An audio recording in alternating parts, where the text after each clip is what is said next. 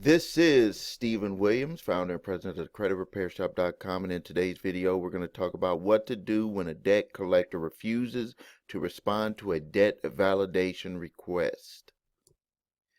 And I get this question a lot. Like a lot of people will follow my information, and they'll send out the validation to the debt collectors, and they say, well, they won't respond. They're not responding to any of the information that I sent about the debt collection. What should I do? Some of the people are in court, like they have a court summons, or they have been threatened that they're going to take them to court, and they sent the debt validation to the debt collector, and there was still no answer. And they would ask me, what should I do? What is the next step that I should do? Now, the first thing is to document every time that you sent the information to the debt collector, because if they take you to court, or if you are in court, you're going to need that information to get a dismissal, because you've given them ample amount of time to respond. But now there is a legal term that is actually that you can actually send to them, but I always say don't try to pretend to be something that you're not. But I want to show you that there's actually a legal term for what they could potentially be doing by not responding to your validation request. So we can see here, estoppel by silence.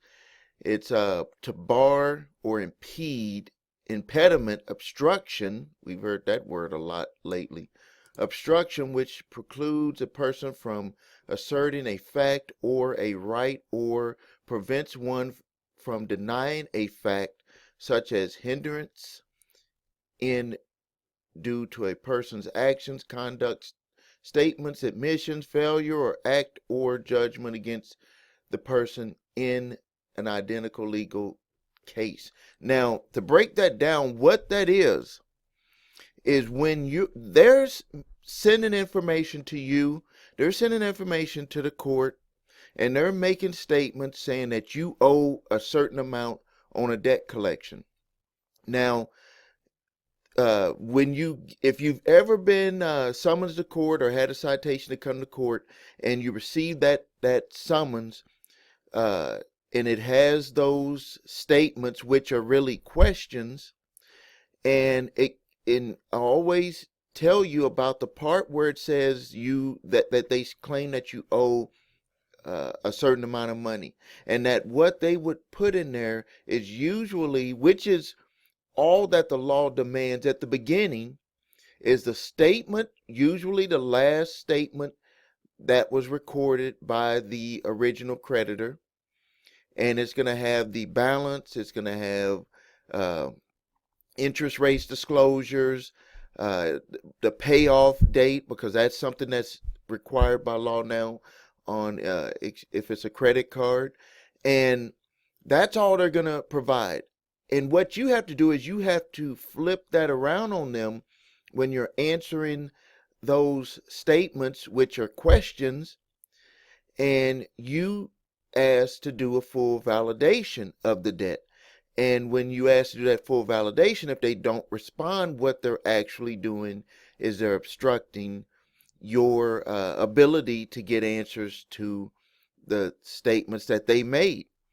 And the reasons why they may do that is because they don't have the answers. All they have is a statement from the original creditor with the amount claiming that you owe this, and that's all they're using to take you to court. And then what you have done is you've opened up the door, a can of worms that they did not want. The debt collector did not want you to ask those questions. So now let's get into those questions. I'm going to pause the video here to switch my screens. Okay, now for validation, this is the letter that you would send to them if they're not validating it. So this is the letter that, and you can, pause the video and write it down, but this is the letter that you would send back to them if they're just not responding. And I get a lot of people that say that the debt collectors are not responding, and it's because they really don't have the information that they need to validate the debt. So they're just trying to string everything out, go to court, and if you don't show up to court, they get a default judgment. And you've seen from the comments that a lot of people that have listened to me and went to court and used this information, well, use the debt validation information, actually won, because what's actually happened is the debt collector doesn't even show up in court. Before I move forward, I need you to like the video. I should have said that earlier. Please like the video right now. You know I give you good content, and this is the way that YouTube wants us to be, to be able to, for us to be able to help more people. We need to have people like the video. When you like the video, you're actually helping other people get exposed to the information that I'm providing here, and that helps people. So you're actually helping people by just simply liking the video. So now let's move forward. If you have questions about how to do a debt validation, go to my YouTube channel and search for the video debt validation, or how to do debt validation. I go step by step in detail how to do that. Now, this letter is for doing a follow-up from a debt validation that has not gotten any response. So you can see here, this is and I'll paraphrase, but it's saying that you believe that the company is in violation by failing to validate the debt. And, we put the legal, the Credit Reporting Act and the Fair Debt Credit, sorry about that, the Fair Credit Reporting Act and the FDCPA. And then, let's see here.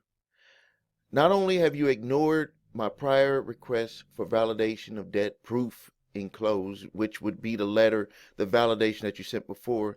And remember, I always talk about keeping the information that you've sent to them, because you're going to need it later if you end up going to court, or if you need to send it back to them so you can prove to them that you did send the information to them. But you can continue to report this debt to the credit bureaus, causing damage to my character. This letter will again request that you follow the Fair Debt Collection Practices Act and provide the following information. And then let's just move down here, which you're just reiterating what we do in a debt validation. Is you want them to, number one, prove the relationship between you and them, because if they've purchased the debt, or if they've been assigned a debt from another debt collector, or are they collecting it for the original creditor, you have a right to get that information, because you want to know that you're dealing with the right person. This could, just out of the blue, be anyone sending in this information. It has been done before. People have accidentally paid a debt collector that was not really supposed to be collecting the debt. They've purchased a big batch of old debts, and people's debts were included in there that shouldn't have been included in there.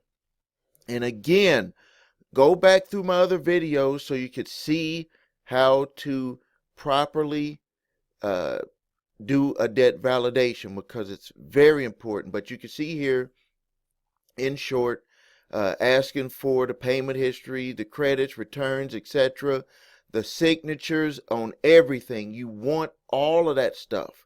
And then you can insert this here if you would like. I don't usually tell people to insert that there, because it takes you into a category that you may not be able to use properly if you end up going to court. It's better to just use plain English, but you let them know that that you do know your rights. Believe me, that goes a long way when you get into court. But you can insert this information here, and then you can request that they give you the information, respond to it within 15 days of receiving a letter. and that you may seek damages. Also, you want to put that you're going to report this to the proper authorities in your state, which would be the Department of Financial Institution, because that's who regulates debt collection companies. At least in my state, you may need to do some research to see who regulates the debt collection companies in your state. Also, send it to your state attorney general's office, or you could just put CC, state attorney general's office. Again, please like the videos. I know I don't really like having to do that, but this is what's required in the algorithm to be able to allow more people to see these videos. So please like the videos, and also hit that notification button so you can be notified of new videos that's going to be coming out. Okay, now moving forward, and then you would put regards or yours truly, whatever, and your name, address, put all that information, and then wait for them to also send this one certified so you could have more proof. And then you send it to them, and then if they don't respond within 15 days, then the next letter would be the next thing that you would do is to package up everything and send it to all 3 bureaus if they haven't taken the information off your credit reports. And then the next thing is to be prepared to go to court. If they take you to court, you will have this information already ready for the judge, already ready for your response when you get a court summons or a citation, and you'll be able to respond to them quickly. And this will make the debt go away. It'll get it off your credit. It'll get them to cancel or to dismiss on their own the court summons, because you've given them ample amount of time. They're going to know that. So we're going to end the video here. I want to thank everyone for liking the videos. I want to thank everyone for watching the videos. What I'm trying to do is to dig a lot deeper than what you see with other YouTube channels, because we actually do this for customers. We do this work for customers, and it's not just stuff that's on the surface. This is like digging very deep on the stuff that people pay my company a lot of money to actually do. If you need help with your credit, please visit the website, thecreditrepairshop.com. If you need your credit reports and scores, remember, I say this over and over and over again. Everything starts with what's on your credit reports, what's showing on your credit reports. How is that information that a debt collector is coming after you showing on your credit reports? Is it showing that it's a canceled debt? Is it showing that it's a sold debt?